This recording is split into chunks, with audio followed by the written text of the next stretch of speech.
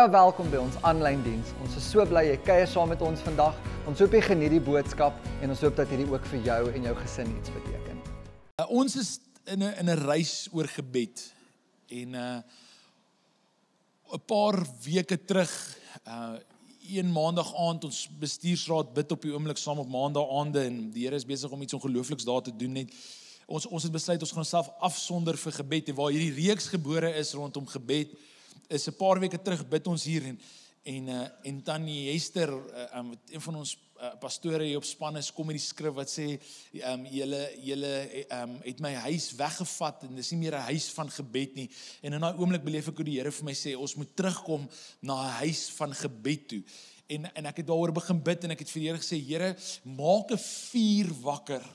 Maak 'n passie, 'n begeerte, 'n behoefte in ons gemeente wakker om meer te bid. En die Here het my teruggeantwoord en hy sê, Marius, dis reg, ons kan bid dat die gemeente sal 'n begeerte en 'n behoefte en 'n passie en 'n vuur hê vir dit, maar ons moet die mense eers leer oor gebed, wat dit is, hoe dit werk, dat ons tot God kan nader, en dis waar ons die laaste paar weke op reis is, en so ek vertrou dat aan die einde van hierdie reeks, as ons ons sluit hierdie reeks volgende week af, en dan gaan ons in 'n reeks in oor die Heilige Gees, so buckle up your seatbelt, it's gonna get rough, vertrou ek regtig die Here, dat aan die einde hiervan, dat daar iets in jou hart wakker gemaak sal wees, oor die krag van gebed, en dat ons nie net na gebed sal kyk, soos nog iets wat ons moet aftik op ons geloofslysies nie, maar 'n gesprek tussen pa en kind, en dat God wil by jou hoor, God wil hê jy moet met hom praat, en hy wil terug met jou praat, en so dis waar gebed is, en so as jy nie die reeks saam met ons gevolg het nie, nooi ek jou regtig uit, om dit op YouTube te gaan kyk, dit is daar, al die weke is daar, en so ek gaan net 'n vinnige oorsig doen oor wat het ons die laaste paar weke oor gesels, en die eerste week het ons gepraat oor, ons het begin met die Onse Vader, en waar Jesus gekom het en hy het gesê, as julle bid dan as volg, hy het vir ons 'n plek gegee, hierdie is die wegspringplek van gebed, en die eerste week het gegaan oor, jy het nodig om te verstaan wie God is, en wie jy is in hierdie verhouding tot God. Hy is ons pa, ons is sy kinders, hy wil hê ons moet met hom praat, dis vir hom 'n voorreg as ons met hom praat, dis vir hom lekker as ons met hom praat, dis nie vir hom 'n straf nie, al het jy aangejaag, hy wil hê, jy moet na hom toe gaan, en ons het gesê, ons besef wie hy is, ons besef dat hy in beheer is van alles, en daarom gaan ons eerstens altyd na hom toe. En toe het ons die volgende 2 weke daarop spandeer, en die een was Moedersdag gewees, wat ons na gekyk het, okay, ons weet nou wie God is, nou kom ons met ons versoeke na God toe. So met ander woorde, Jesus gaan in die Onse Vader aan, dan bid hy, sê, Here, gee my vandag my daaglikse brood, dit wat ek vandag nodig het. Of Hanna, wat byvoorbeeld na die Here toe kom en sê, Here, U weet, ek smeek by U vir 'n babietjie, en die Here het vir 'n babietjie gegee. En ons het gekyk na hierdie gebed, wat ons van praat, om na God toe te gaan, met ons behoeftes en ons begeertes, en dan sluit ons daai gebed af deur te sê, Here, maar nogtans nie soos wat ek wil nie, maar soos U wil. En so ek bring my begeertes, gaan nie altyd lyk soos wat ek wil hê dit moet lyk nie, maar God is in beheer. En dit bring my by vanoggend se tema. En vanoggend se tema is jy ongeskik? Nou, toe ek dink oor hierdie tema, toe dink ek, nog niemand het al ooit vir my gevra as ek ongeskik nie, maar my ma het per geleentheid vir my gesê, jy is nou ongeskik. Kan ons net gou bewys van hande sien, wie se pa of ma het al ooit dit vir hulle gesê, eerlike mense in die kerk vanmôre hier, ek sien, is jy ongeskik? Nee, jy is ongeskik. En een van die kere wat ek onthou, my ma het vir my gesê het, was ons het saam met mense gaan uit eet, en ek het in 'n huis groot geword, waar uit eet was beperk tot wanneer my ma dalk bonus gekry het, of jy weet, iets het regtig goed gegaan daai maand, dan het ons bietjie gaan uit eet, en ek onthou, ons gaan eet een keer saam met mense uit, en hulle bring die menus, en ek kry die menu, en weet julle wat doen ek? Ek gaan soek die duurste ding op die menu. Ons kan nooit dit eet nie. Wat's mossels? Ek was spyt geweest, kan julle dit sê. Maar kon dan my ma vir my sê, jy's ongeskik, jy vat hierdie duurste goed nie. En dan knyp sy jou. Het jy al gevoel as 'n ma jou in die kerk of in 'n restaurant knyp? Niemand sien dit nie, maar jy voel dit. Nee? En ons van die ma's wat dit al vanoggend hier gedoen het, bely by Jesus. Okay. Maar ek onthou hoe ek een keer in 'n diens, dit was toevallig 'n Pinksterdiens, so 7-8 jaar terug, en die persoon wat die oggend praat, sy naam is André Bronkhorst, hy's 'n profeet wat reg oor die wêreld bedien, en hy die oggend gepraat, en terwyl hy praat, sê hy, ek beleef die Here sê, hier's mense wat ongeskik is. En ek is van, hierdie ou se profeties, hy gaan mense uitkol op hulle ongeskiktheid. En hy sê toe, nee. Hy sê, wat ek beleef in hierdie oomblik is, as mense wat hier sit, dat jy praat met God in die oomblik wat hy wil terugpraat, dan loop jy weg. So ek vra die vraag, vanuit daai perspektief vanoggend, is jy ongeskik? Jy sien, want ons perspektief van gebed is dikwels, ons kom na God toe. Ons besef wie hy is, hy's hierdie amazing Vader, hy's in beheer van alles, ons begin ons begeertes aan hom opdra, ons vra vir hom ons behoeftes, en dan as hy wil terugpraat, dan luister ons nie, ons loop weg. En dis ongeskik as iemand met jou praat en jy draai om en jy loop weg. Stem julle saam? Is dit nog 'n beginsel wat ons samelewing in glo? Ek glo as iemand met my praat, al kan ek dalk nie nou dadelik praat nie, en partykeer op 'n Sondagoggend, dit het vanoggend weer gebeur, dan kom iemand na my toe net voor diens en dan weet ek die span sit daar binne en ons bid saam en hulle wag vir my want ek moet saam met hulle gaan bid en dan kom iemand, Marius, kan ek nou eers vir jou vertel? En dan wil ek nie ongeskik wees nie, so weet jy wat doen ek? Ek luister. Hulle kan nou maar sonder my bid. Ek is nie, hulle kan maar sonder my bid. En dan, maar partykeer dan kom mense, dan moet ek nou my goed gaan regkry want dis 'n oggend hier. En dan sal ek sê, Tannie, ek is gewoonlik 'n Tannie, sê ek, Tannie, ek is baie lief vir die tannies. Ek wil dit net sê vir al daai groepie daar agter. Julle, ek is baie lief vir daai tannies daar agter. En ek is lief vir al die tannies. Ek wil dit net sê. Hulle is soos oumas vir my. En dan moet ek net sê, skus Tannie, ek kan nie nou praat nie. Kan ons nou praat? En dan probeer ek altyd moeite doen om terug te gaan. Maar as iemand met my moet kom praat en sê, Marius, kan ek jou vertel wat die Here met my gedeel het? Hoe sal jou hart voel? Imagine jy gaan na jou ouers toe, of na jou pa toe en sê, Papa, kan ek dit vir jou sê, hoe lief is ek vir jou? En die oomblik wat hy wil terugpraat, en draai hom en loop weg, hoe sal dit jou laat voel? Maar hoe dikwels doen ons dit met die Here? En dis hoekom ek hierdie vraag vanoggend vra, is jy ongeskik? En in die week toe deel ek met die span hierdie tema, en ek sê, Sondagoggend gaan ek sê, jy is ongeskik, en toe sê hulle, nee, maar nie almal is ongeskik met die Here nie, so vra jy dit die vraag, dat mense vanoggend introspeksie doen, met ander woorde, ek maak my lewe oop, en ek kyk in my eie lewe in, ek doen 'n audit vir my eie lewe, en ek vra vanoggend vir myself die vraag af, is ek ongeskik met die Here? Luister ek wat hy sê, want ek beleef so hoe die Here vandag wil kom en sê, dat ek wil met jou terugpraat, ek wil my hart met jou deel, en so die skrif waarmee ek wil begin vanoggend, is 'n baie bekende skrifgedeelte, Johannes 10, en meeste mense, as jy 'n ruk lank in die kerk was, inteendeel as jy in hierdie seisoen deel is van die kerk, sal jy weet, so 2 maande terug het ons gepreek oor die gevegswapenrusting, en ons het Johannes 10 vers 10 aangehaal, wat sê die dief kom net om te steel, te slag en te verwoes, maar ek het gekom sodat jy lewe kan hê en dit in oorvloed. Maar vers 1 tot by vers 10 kommunikeer Jesus iets hier van die feit dat God praat, dat God wil met jou praat vandag. En so voordat ons verder gaan, voordat ek hierdie skrifgedeelte lees, wil jy nie net jou oë sluit vir 'n oomblik nie, ek wil graag vir ons bid, dat sy stem sal hoor vanoggend. Here, ons kom raak stil vir 'n oomblik. En voordat ons enigstens verder gaan, is my begeerte vir ons gemeente, vir myself, vir elke persoon wat aanlyn luister, elke persoon wat daar agter in ons parents lounge sit, Here, dat ons nie net vanoggend sal inligting kry nie, maar Here, dat ons bewus sal word van die feit dat U praat, U kommunikeer, U is hier en U wil in ons lewens inspreek. So mag U ons geestelike ore vanoggend oopmaak in Jesus naam. Amen. Ek lees vir jou wat sê Johannes 10. Ek verseker julle, iemand wat nie deur die hek in die skaapkraal ingaan nie, maar deur van die ander kant af oorklim, is 'n dief en 'n rower. Iemand wat egter deur die hek toegang verkry, is die herder van die skape. Vir hom maak die hekwagter oop en die skape luister na sy stem. Ek gaan verder aan, hy sê, vir hom maak die hekwagter oop en die skape luister na sy stem. Hy roep sy eie skape op hulle name en lei hulle uit. Wanneer hy al sy skape na buite gelei het, loop hy voor hulle uit en die skape hou aan om hom te volg, omdat hulle sy stem ken. 'n Vreemdeling sal hulle glad nie volg nie, maar van hom af wegvlug, omdat hulle nie die vreemdeling se stem herken nie. Hierdie beeld het Jesus vir hulle vertel. Hulle kon egter nie insien wat hy vir hulle wou sê nie, en toe het Jesus weer 'n keer gesê, ek verseker julle, ek is die deur vir die skape. Almal wat voor my gekom het, is diewe en rowers, maar die skape het nie op hulle reageer nie. Ek is die deur. As iemand deur my ingaan, sal hy beslis verlos word. Hy sal ingaan en uitgaan en groen weivelding kry. Die dief kom vir niks anders as om te steel, dood te maak en te vernietig. Ek het gekom sodat hulle lewe kan hê, ja, lewe in oorvloed. En wat Jesus hier kom kommunikeer is, hy los 'n paar waarhede. Hy is hier besig om met die Fariseërs en die Sadduseërs van die dag te praat, die geestelike leiers van die tyd. En hy kom sê vir hulle, daar's baie wat gekom het en gesê het, luister na my. Hy sê, maar hulle was diewe en rowers. Hy sê, maar hier is ek nou.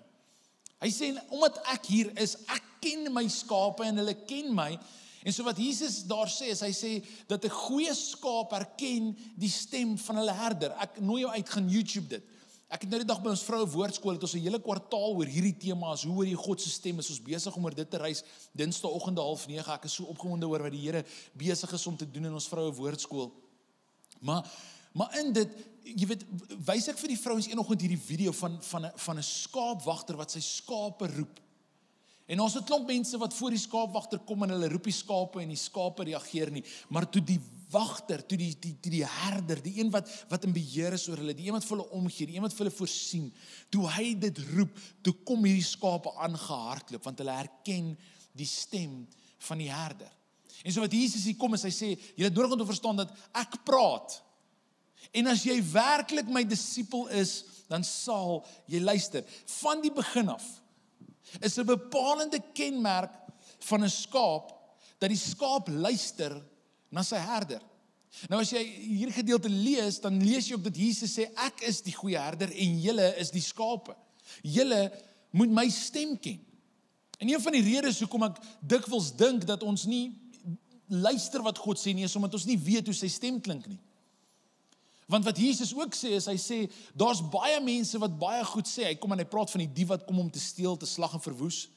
Hy kom en hy sê, daar's ander stemme voor my gewees. Met ander woorde, daar's ander stemme wat ook ons aandag probeer vat. Maar wat Jesus sê, en moet nie volgend hierdie mis nie, is 'n ware disipel van Jesus, iemand wat werklik met Jesus se pad stap, iemand wat werklik Jesus ken, sal sy stem ken. En so ek wil jou 'n vraag vra vanoggend, nie net as jy hom geskik nie, maar ek wil jou hierdie vraag vra, is ken jy sy stem? Want as ons na Johannes 10 kyk, wat Jesus hierop insinueer, as jy nie sy stem ken nie, is jy nie werklik sy volgeling nie. Laat dit gou insink vir 'n oomblik.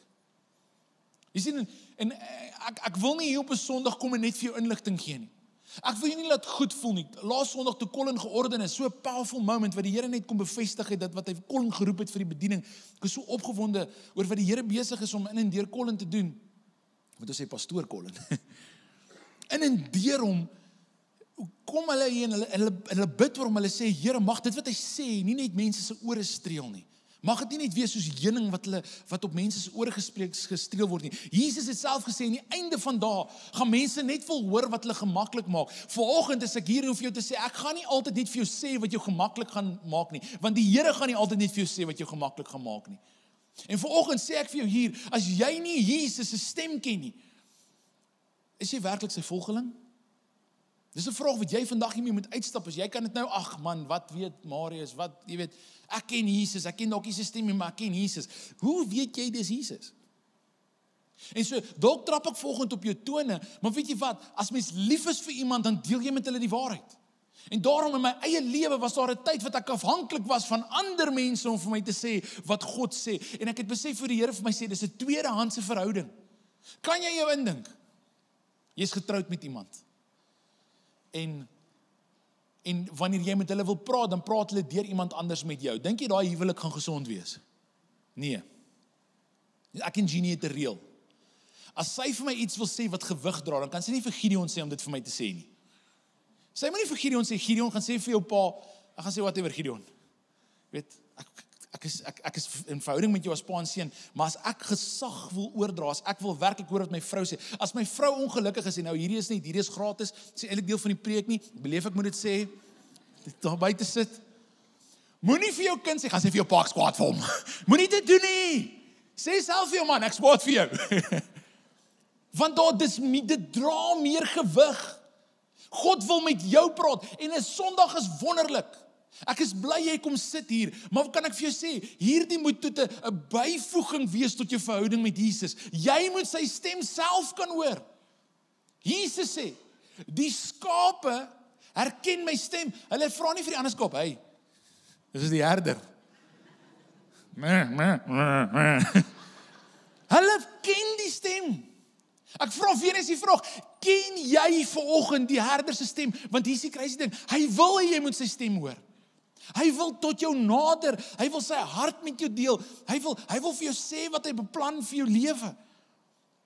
En ek skryf dit vir myself hier neer, ek sê, om God se stem te hoor en te herken, is die mees belangrikste taak van elke disipel.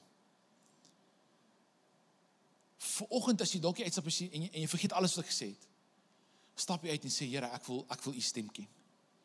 Mag daar 'n begeerte in jou wakker gemaak word, en ek dink regtig, en hierdie is nou my opinie, ek kan verkeerd wees, of soos die Engelse sê, I stand to be corrected, dat een van die hoofredes, hoekom ons nie aanhou bid nie, en hoekom ons bord raak, of wat is die Afrikaanse woord vir bord, ek weet nie, ek my taal verveeld raak, dankie julle, my Engelse Afrikaanse juffrou is my nou agter die kop geklap het. Hoekom ons verveeld raak met gebed, is want ons is ongeskik. As jy net, ek was al in 'n verhouding gewees, voordat ek met my vrou getrou het, many moons ago. Ek het vir 11 jaar hierdie jaar getroud, ek weet nie hoe sy met my huis nie, maar 11 jaar terug, ek en sy gesê, ja, voor die kansel. Maar ek onthou voordat ek en Jenny was ek in 'n verhouding gewees, waar ek het al die praatwerk gedoen, en die meisiekind was mooi gewees, en het was lekker om na te kyk, maar sy het nooit teruggepraat nie. En dis 'n leefverhouding. En dis hoekom van ons frustreerd is in ons verhouding met Jesus, want ons doen al die praatwerk, en hy wil terugpraat, maar ons luister nie.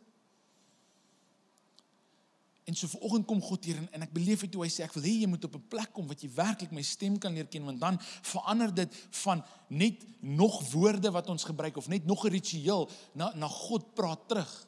God spreek in my lewe in. Dit laat my dink aan iemand soos Maria. Maria kom in Lukas 10 vers 39, en dit sê die volgende, haar suster Maria het aan die Here se voete gesit en luister na wat hy hulle leer.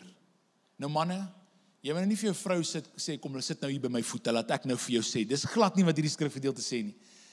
Om by iemand se voete te sit was 'n idioom gewees, of 'n sêding gewees, in Jesus se tyd, wat beteken het, jy het iemand gevolg, en jy het hulle leringe aangehou.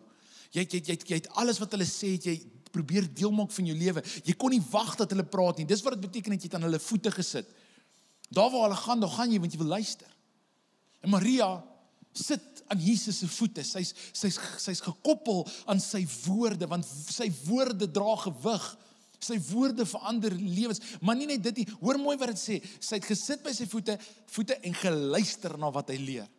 So hierdie vrou sit hier en sy luister en sy neem dit in. En is dit jou postuur? Of kom ons, ek gaan my naam hier insit. Marius het aan die Here se voete gesit en vir die Here gesê wat sy begeertes is. Sit jou naam aan, dalk is dit jy volgende. En ek lees hierdie en ek dink by myself, Here, dalk moet ek meer begin luister. So 'n paar jaar terug, as ek by 'n manneoggend, klein groepie manne wat op donderdagoggend bymekaar gekom het, koffie gedrink het, en ek was 'n jong man gewees, ek dink ek was 22 of 23 op daai stadium gewees, en ek onthou, ek het in hierdie groep gaan sit, want ek glo baie erg in mentorskap. Ek is iets wat ek in my hele lewe lank, ek het nou nog mentors in my lewe, en ek gaan tot die dag dat ek dood is, mentors in my lewe, manne wat vir my sê hoe ek moet leef, en ek onthou, dit was die eerste donderdagoggend van daai jaar gewees, en ek sit by hierdie mannegroep, en daar's 'n ou, en sy naam is Christo, en die oggend sit ons, ek dink ons was 7 mans, wat by hierdie koffieplek gesit en saam koffie gedrink het, en ek onthou, en die tema van die oggend is, wat beleef jy, sê die Here vir jou vir hierdie jaar?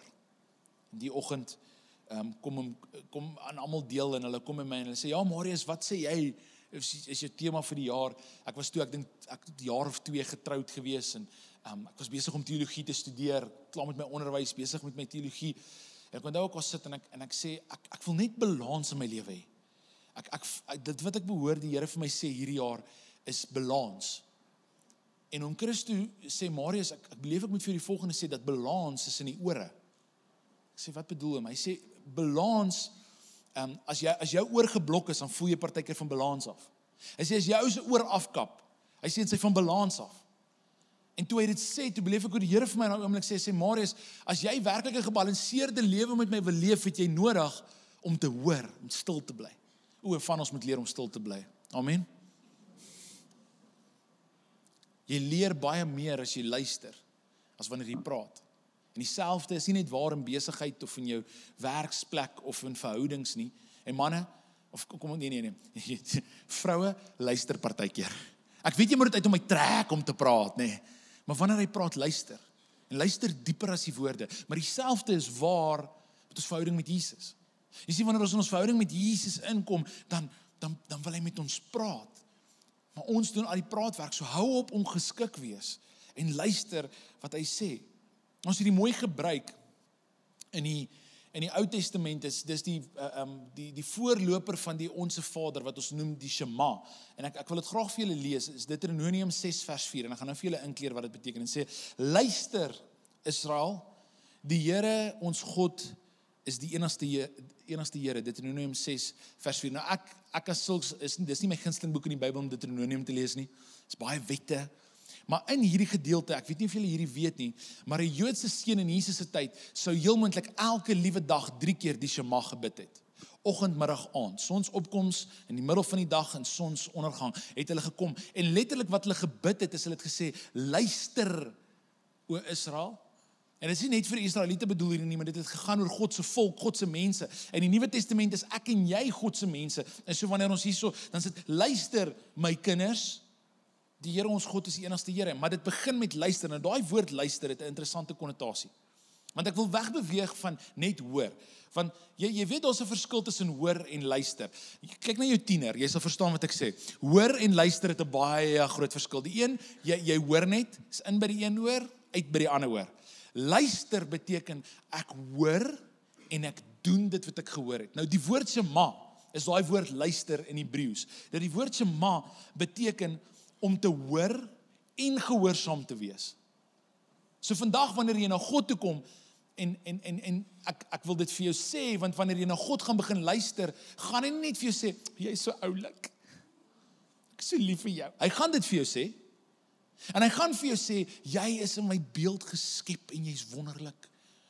Ek wil hê, jy weet, ek het 'n spesiale plan vir jou lewe. Ons love dit om te hoor. En dit is vir ons great as ons gaan om die Here se stem te hoor en die Here sê vir ons hierdie mooi goed. Dis amazing. Maar weet jy wat? God gaan nie net vir jou sê hoe lief is hy vir jou nie. Hoor mooi wat ek volgende sê, as jy gaan begin luister na wat die Here vir jou sê, hy gaan altyd eers kom en herstel bring aan dit wat gebroken is. Maar dikwels om dit wat gebroken is te herstel, weet jy wat gaan God doen? God gaan seker goed in jou lewe aanspreek en sê, jy het nodig om hierdie te verander. Jy sien, dis wat die woord Shema beteken ek hoor en ek gehoorsaam. So maak jouself reg dat wanneer jy gaan hoor wat God vir jou sê, gaan jy nodig hê om te begin gehoorsaam. Jy gaan nodig hê om op 'n plek te kom wat jy begin optree. Inteendeel, hierdie is presies wat Jesus gesê het in Matteus 28. So aan die einde van Jesus se lewe, net voordat hy opvaar hemel toe, onthou donderdag 6:30 die oggend, nie 6:30 die aand nie, 6:30 die oggend, hemelvaartdiens, gaan jy sien, ons gaan 7:15 klaar wees. So wees hier, dit gaan awesome wees. Koffieshop gaan oop wees. Jy wil dit nie mis nie.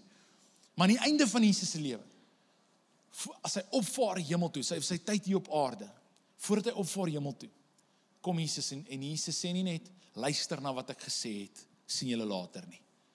Matteus 28 sê Jesus hierso, leer hulle, met ander woorde, vertel vir hulle, laat hulle hoor, om alles te gehoorsaam. So die laaste ding wat Jesus sê, voordat hy opvaar hemel toe, is hy sê, moenie net laat hulle hoor nie, maar laat hulle lewe dit weer speel. En God gaan met jou praat, wanneer jy in gebed kom en jy besef wie jy is, jy begin jou hartsbegeertes met hom deel, en jy begin luister, gaan hy met jou praat, maar daai praat moet Shema wees, dis, Here, ek hoor u, en vanaf daai plek gaan ek gehoorsaam wees, vanaf daai plek gaan ek gaan doen wat u vir my sê, en ons hou nie van dit nie. Dis die gedeelte wat ek persoonlik mee sukkel.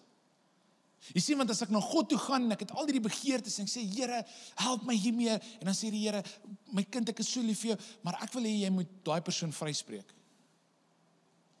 Ek wil hê jy moet daai skuld afskryf. Ek wil hê jy moet hierdie weggee. Ek wil hê jy moet al die sosiale, onlangs beleef ek hoe die Here vir my sê, Marius, jy's te veel op sosiale media. En jy, kan ek baie reël wees. Op my Instagram volg ek klomp kerkgroei en klomp pastore en is awesome. En ek hoor sulke amazing goed op Instagram. En oor die naweek, en nou hierdie is ek nie, ek wil nooit net vir julle iets sê nie, ek wil julle wys hoe dit in my eie lewe met my gebeur. Is oor die naweek is ek op Instagram en die een ou sit iets op wat net so met my praat en dit is net so, it's amazing. En ek sê, Here, dankie vir Instagram en ek hoor die Here vir my sê, nee, ek is bly jy kry iets daar, maar op die oomblik hoor jy meer van Instagram af wat ek vir jou wil sê as deur my woord. Delete dit van jou foon af. Maar Here, delete dit van jou foon af. Ek het dit gehoor, nou moet ek gehoorsaam wees. Want God weet, hy wil met my goed deel, nie deur tweedehandse perspektief, soos ek nou gesê het nie, maar in persoon. En so, hier is my vraag volgende in jou, wat sê God dalk vandag vir jou? Jy weet, dis God wat met jou praat. Dis nie die duiwel wat dit vir jou sê nie, dis nie jouself wat dit vir jou sê nie, dis die Here wat dit vir jou sê. En jy het gehoor. Maar die tweede gedeelte is moeilik. Ek praat een keer by 'n hoërskool oor hierdie, wat ek nou met julle deel. En ek sê, luister, die Here gaan partykeer vir jou sê, jy moet uit 'n verhouding uitklim. Nou, net gou terloops, die Here gaan nie vir jou sê om te skei nie. Net dadelik. As jy God hoor, gaan dit altyd in lyn staan met sy woord. God weerspreek nie homself nie. As hy in sy woord gesê het, egskeiding is nie van my af nie, dan glo ek, egskeiding is nie van God af nie. Dis die vyand wat gekom het en gebrokenheid ingebring het. En ek wil, jy moet verstaan, as jy vanoggend geskei is, sê ek nie, God is nie lief vir jou nie, ek sê nie, jy het nie 'n pad gestap met die Here nie, maar God gaan nie vir jou sê om te skei nie. Daar is die vyand se werk. Want Jesus sê self, wat God saamgevoeg het, mag geen mens uit mekaar uithaal nie. Nou, ek self kom uit 'n geskeide huis uit, so ek weet die impak, want ek sien die verwoesting wat dit gebring het. En so ek wil hê nodig om te verstaan, as jy volgens die geskei is, moenie vanoggend beleef ek condemn jou nie, maar die vyand kom dikwels. Ek het een keer 'n man hoor sê, die Here het vir my gesê ek moet my vrou, die Here het vir my gesê ek moet my vrou los en met daai vrou trou. En ek het 'n kleintjie dood as iemand sê die Here het gesê. Ek sê, is jy seker? Dis regtig. En ek is op 'n plek in my lewe waar ek sou vir jou sê, ek dink nie dis die Here nie. Maar ek sê een keer by 'n hoërskool die volgende, ek sê vir hulle, luister julle, vanoggend ek is besig om julle te bedien en ek voel die Here sê, daar's van julle wat in verhoudings is, hierdie verhouding vat jou verder weg na hom af en jy moet vanoggend hoor en jy moet gehoorsaam. 'n Paar weke gaan verby. En ek stap eendag in Spar en nog kom 'n ouetjie na my toe. Hy sê, ek wil vir jou sê, ek's vir jou kwaad. Ek wil nie my slaan nie. Ek is nie meer so jonk as ek was, jy gaan nie kan terugfight of weghardloop nie. Ek is stadig en ek kan nie my hart slaan nie. So, wat soek jy? En die ou sê vir my, jy het vir my meisie gesê, sy moet my los. En ek sê, okay, wow, wie is jou meisie en waar het ek dit vir haar gesê? Hy sê, jy het gesê. En ek kon ook al wegstap en ek sê, ek so bly, tieners was gehoorsaam. Daai verhouding is verby. En ons van julle wat dalk vandag hier sit en jy is nie getroud nie, mense in 'n verhouding of jy het dalk 'n vriendskap in jou lewe. En volgende kom die Here en hy sê vir jou, dis tyd om 'n punt agter daai verhouding te sit. Ek wil hê jy moet wegbreek. En hierdie wat ek nou met julle deel is glad nie in my notas nie. Dis wat ek op my hart beleef, die Here en weer eens ek sê ek beleef dit. Dit kan ek wees of kan die Here wees. Ek is altyd so bang want ek wil nie eendag voor die Here staan en hy sê, "Hoekom het jy gesê ek het gesê?" So ek beleef die Here sê daar's verhoudings wat nodig het om te eindig. Ek hoor dit. Daar's verhoudings wat nodig het om te eindig, wat nodig het om te stop. Ons mense wat goed van hulle selfoon af moet hol, ons mense wat aanspreeklikheidsmense moet kry wat sê, hoor jy, die manier hoe jy leef is nie okay nie. Ek is mal oor hierdie doopvraag wat ons vir mense vra. Daai vraag is, ons sien dat jy begin weer verkeerd leef. Gee ons die toestemming om in liefde in jou lewe te kan inspreek. Ons ook Here wat vandag vir jou sê, hoor jy, so jy het nodig om iemand te kry wat saam met jou op pad stap, want jy is nie besig om dit goed alleen te doen nie. Jy is nie gemaak om alleen te leef nie. En so wanneer ons luister, dan kom God en hy begin goeders oopmaak. Dis hierdie woord Shema, ons hoor en ons gehoorsaam. Ek beleef dis wat die Here vandag vir ons sê, regtig in my hart, dat ons as 'n gemeente moenie net hoor nie, want jy het al baie preke in jou lewe gehoor. Jy sien, as preke die wêreld verander het, was die wêreld lank 'n beter plek. Weet jy wat verander die wêreld? Wanneer ons hoor wat God sê, deur 'n predikant, deur in ons eie stilte tyd, deur dalk 'n podcast, ek weet nie, God praat op, ons kan nie God beperk tot een plek nie. Maar wanneer jy nie net hoor wat hy sê nie, wat die wêreld verander is, wanneer ons hoor en ons gaan doen dit. Ons gaan leef uit wat Jesus vir ons gesê het. Jy sien, is deel van gebed. It's not just one way, ons moet ophou geskik wees, toelaat dat hy terugpraat, en dan gaan uitleef. So dalk moes ek die tema vanoggend gemaak het, is jy ongeskik en 'n leienaar? Ongeskik, ons loop weg en leienaar, Here, ek verander my lewe, en dan wanneer God, ek wil nie regtig hê God in my lewe verander nie. So God wil in ons inspreek en sê, my kind, ek wil jou nader bring aan wie ek wil hê jy moet wees. En kan ek net gou vinnig dit net sê, is dat partykeer gaan God vir jou sê, ek wil hê jy moet 'n persoon vergewe, en jy gaan na die tyd meer bitter wees as voor die tyd. Want dit maak seer om mense vry te spreek.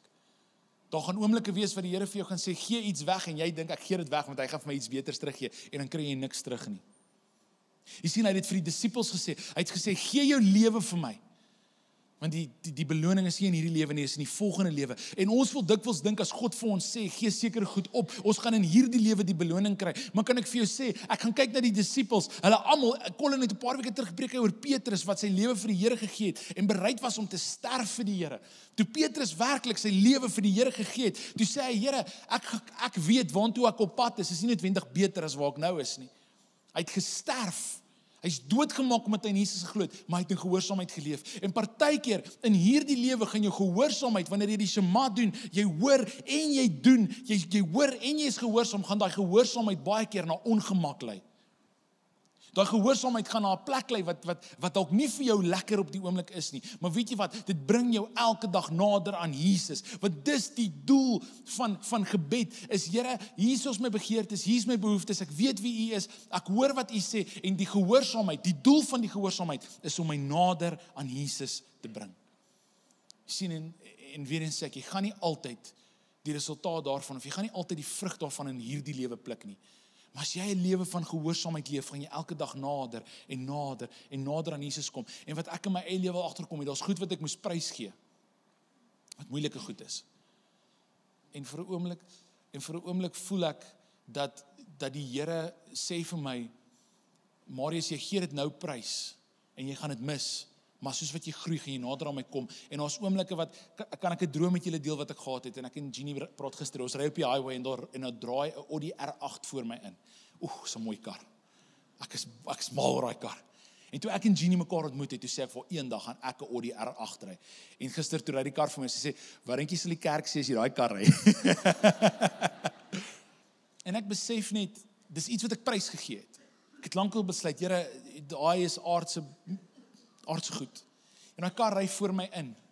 En my hart het al so verander, omdat ek nader groei aan Jesus, daai kar pla my nie meer nie. Kyk na daai kar, dis 'n mooi kar. Dis mooi om na te kyk. Ek wil nie sy paaiement of sy petrol betaal nie, jy weet. En dis hoe ek nader aan Jesus groei begin, daar's hierdie liedjie, and the things of this world will grow strangely dim. En hoe meer ons in gehoorsaamheid leef, en hoe nader ons aan Jesus kom, en ons begin hoor wat hy sê, en ons tree in gehoorsaamheid op, hoe meer ons dit doen, hoe meer begin die goed van hierdie wêreld nie meer vir ons belangrik raak nie. Maar besef nie, dit is wat gaan gebeur, wanneer jy werklik op 'n plek kom, wat jy luister. Ignatius van Loyola is 'n ou uit 'n orde begin, wat mense uitdaag om voluit vir Jesus te leef. En hy het eendag gesê, wanneer ons in gehoorsaamheid leef, dan sê ons, ek vertrou God met my geluk. Hoor mooi. Wanneer ek in gehoorsaamheid leef, dan vertrou ek God met my geluk. Met ander woorde, Here, ek weet nie hoe hierdie gaan uitspeel nie, maar ek vertrou U, dat U gaan werklik vir my geluk bring. Ek bring nie my eie geluk nie. En so, ek wil vanoggend wil hierdie boodskap vanoggend, deur vir jou te sê, God wil met jou praat. Hy wil in jou lewe inspreek. Hy wil sy hart en sy drome vir jou, met jou deel. Maar hy gaan nie net dit met jou deel nie, hy gaan goed met jou deel wat jou gaan verander, en goed wat jy gaan moet skuur en skaaf. En hy wil dit met jou deel. Maar hy nooi jou om na hom toe te kom en te luister. Jy hoor God deur die woord te lees. Maak oop jou Bybel hierdie week. daar's 'n woord vir dit, hulle noem dit Lectio Divina, beteken dis Latyns, dit beteken om te dink oor die heilige woord. En soos jy vandag kom en sê, Marius, ek het nog nooit God, soos ek persoonlik het nog nooit, Marius, ja Here, ek was nog nooit daar nie, en ek het altyd gevra hoekom, en in die week lees ek iets, wat iemand skryf, hy sê, jy hoef nie God van buite af te hoor nie, want God is binne. Heilige Gees is binne jou. So jy gaan hom beleef. En wanneer ek na die Bybel toe gaan, en ek maak die woord van God oop, en ek begin God se woord lees, dan dikwels is daar 'n sinnetjie wat ek al 1 miljoen keer gelees het. Ek probeer om een van die evangelies hoofstuk te probeer lees elke dag. Ek probeer om 'n psalm elke dag te lees, en as ek tyd het, lees ek 'n Spreuke. En daai goed lees ek maand na maand na maand. Maar hoe meer ek tyd in dit spandeer en ek lees dit, dan is daar 'n sinnetjie wat ek al 1000 keer gelees het, en daai een dag, dan spring my, dis God wat met my praat. Dis God wat vir my sê, ek wil jy moet vandag hierdie onthou. En so God praat deur sy woord. Maar net so belangrik, God praat ook deur visioene, deur profesie. Jy het nodig om te verstaan dat God praat nie net deur die Bybel nie. Ek wil dit duidelik maak vandag. Want party mense sê, God praat net deur die Bybel. Maar as jy Handelinge gaan lees, en ons gaan nou in 'n tydperk ingaan wat ons gaan beleef wat die Handelinge kerk beleef het, die 8de Junie het ons Pinkster, is wanneer die Heilige Gees uitgestort is, die geboorte van die kerk soos wat ons dit ken. As jy die boek Handelinge gaan lees, dan sê jy sien, oral in die boek Handelinge het God gepraat met profesie, met visioene. Hy het gepraat met mense deur vir hulle woord te gee vir ander mense. En so ek weet dit voel dalk vreemd. En ons is so gekondisioneer deur ons wêreld dat dis weird, so bly weg van dit af. En daar's mense wat dit weird maak en dit verkeerd doen. Ek glo ons moet dit volgens die woord doen. Intien ek wil vir julle 'n skrifgedeelte lees wat hy sê, dit sê waar soos hy nou, ek wil net 1 Korintiërs 14 vers 3. As jy profeteer, hoor net gou wat met profesie doen. Bou jou woorde mense op en bemoedig en vertroos hulle. So as daar 'n profetiese woord kom, moet dit hierdie 3 goed hê, volgens Paulus. So 'n woord van God afkom en jy beleef 'n profetiese woord. En ek vra die Here, kom maak die profetiese in ons gemeente wakker. En dis nie net van eendag staan jy op en almal sê, hoorie, so ek het 'n profetiese woord. Beleef ook nie dit nie. Ek beleef die Here is met ons op 'n journey, soos 'n paar weke terug praat ons oor gebed, soos 'n taal wat jy aanleer. En ek beleef wat die Here met ons met die Heilige Gees op pad heen is dieselfde is. Hy begin met gebed. En hoe meer jy bid, dan begin die Here en hy sê, ek wil vir julle ander goed wys, en ek vra die Here vir dit vir ons gemeente. Want ek wil nie net hê ons moet kerk hou op 'n Sondag nie, ek wil hê ons moet God se hart vir ons gemeente beleef. Stem julle saam, wil julle ook dit hê? En dis wat ek hoor, die Here sê, ek gaan julle verander, ek gaan julle skuif op my manier en op my tyd. Hoe ek dit wil doen. Maar ek beleef hoe die Here sê, daar gaan profeties uitgespreek word en woorde gesê word in ons gemeente, en hoe die Here dit gaan wakker maak, en dit gaan 'n tyd vat, maar dit moet daai 3 goeders inhou. Dit moet kom en dit moet mense opbou, dit moet mense bemoedig en dit moet mense vertroos. Ek vra die Here dat hy dit sal kom wakker maak. So die Here praat deur die woord, die Here praat met profesie, drome en visioene. En ek vra Here, kom maak dit wakker dat mense nie meer kan, en teen ons 'n profesie gewees in die eindtyd, gaan die jong mense drome droom en die ou mense gaan visioene sien, of andersom, ek kan nooit onthou wat se kant om nie, maar dit staan in die woord. Hy sê daar gaan drome gedroom word en visioene gesien word, en dan gaan nog geprofeteer word. Ek vra Here, hou hierdie oase familie wakker in die aand met wat U vir ons sê oor die toekoms. Hou hulle wakker, Here, oor dit wat U met ons wil deel. Ons maak ons hart oop, kom deel met ons, kom praat met ons, Here. Maar weet julle hoekom, met hierdie wil ek nou land, ek soos 'n goeie pastoor, ek het 3 eindes. Regtig, ek wil nou klaar maak. Ek het hierdie idee hoekom ons dikwels nie by God wil hoor nie. Want ons het nou gehoor, God praat deur visioene, drome, profesie. Ons het gehoor, God praat deur sy woord. Ons het gehoor, God praat in ons binneste en staan in lyn met sy woord. God praat nie teenstrydig met sy woord nie. Maar ons dink partykeer as God vir ons iets wil sê, gaan ons nie daarvan hou nie. Laat my dink aan hierdie storie. En ek het dit vanoggend met ons span gedeel, ek het dit toevallig gister raak gelees, van 'n man wat gehoor het, daar's 'n bekende prokureur in die dorp, wat op soek is na hom. En hierdie man weet, daai prokureur is bekend, hy kom gee lasbriewe, die hof soek jou, jy skuld geld. En hierdie ou is toe nou bang, hy het iemand nie iewers te betaal nie, want hy weet hy het al 'n paar dodgy deals in sy lewe gedoen en hulle het hom uiteindelik uitgevang. En hierdie ou vir 'n groot tyd van sy lewe vermy hierdie prokureur. Want hierdie prokureur het 'n brief en hierdie brief gaan vir hom in die moeilikheid bring en hy vermy daai prokureur en alles wat hy kan doen vermy daai prokureur. En hy en hierdie ou kry hy kry 'n siekte en hy lê op sy sterfbed en hy's in die hospitaal. En die hospitaal is vol en omdat die hospitaal vol is, sit hulle toe nou 'n ander man saam met hom in 'n kamer. Hy kan nie 'n enkel kamer kry nie. En vat 'n raai wie se ou op die ander bed? Die prokureur. Hy sê en hy kyk so vir die prokureur en die prokureur lê daar met suurstof aan en hy het suurstof aan, is al twee ou manne. En hy sê, kan ek dit vir jou sê? Ek het jou so getriek, jy het my nooit gekry met daai brief wat jy my wou gee nie. En die prokureur kyk hom so, hy sê, wel, die brief wat ek gehad het gesê, jy het 4 miljoen rand geërf, so ek is jammer, ek kon jou nie in die hande kry nie. Ons lag. Hoeveel keer doen ons dit met God, want ons dink partykeer as God met ons gaan praat, wat hy vir ons gaan sê, is ek is kwaad vir jou. Jy het my teleurgestel. Jy's nie 'n goeie kind nie, hoekom lees jy nie genoeg jou Bybel nie? Ons dink dalk dis wat God vir ons wil sê. Maar eintlik wat God vir ons het, is hy het vir ons 'n erfdeel. En wat ons God met ons wil deel, is so lief hy vir jou het en die planne wat hy het vir jou lewe, hoe om jou te skuur en te skaaf, om die man of vrou te word wat hy oor jou droom, maar partykeer vermy hy ons om by hom te hoor, want ons is bang hy gaan vir ons sê om die onmoontlike te doen. Ons is bang hy gaan vir ons sê om ons uit ons gemaksone uit te vat, en in ruil omdat ons heeltyd sy stem vermy, mis ons iets ongelooflik wat hy met ons wil deel. En so kan ek jou vra om jou oë te sluit en ek wil vir ons bid vanoggend. Here, mag ons ophou weghardloop. Mag ons ophou bang wees vir wat U gaan sê. En Here, ek besef in 'n vertrek soos hierdie is daar verskeie redes hoekom ons nie U stem hoor nie. Daar's mense wat volgende hier sit wat hulle het net uit onkunde uit nooit geweet U praat nie. En ek wil kom vra, Here, mag vanoggend so dit wat ons uit die woord het gelees het, Johannes 10 uit, dat Here, dat daar behoefte sal wees om U stem te hoor.